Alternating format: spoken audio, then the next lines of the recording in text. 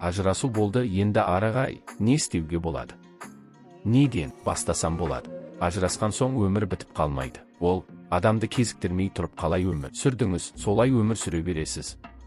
Бірақ одан да жақсы өмір сүресіз. Өзіңді жақсы көрмей тұрып бүкіл өміріңді өзіңді біреуге беріп тастағанда өзіңді жоғалттым дей беріңіз. Бізде қазақта кейіннен қалыптасқан шаблон бар. Мә, ол ажырасқан деген. Бірақ ол адамның өмірлік тәжірибесі. Сенен көп болуы мүмкін да, үйленбеген жігітке лайықтысыз. Бір, үйленбеген бірақ ақылсыз болса. Екі, разведенный бірақ ақылды болса. Екіншісін таңдар едім. Еркекке шынайылық, жарасымды. Сильный, өзіне сенімді, намысты. Королевасына лайық.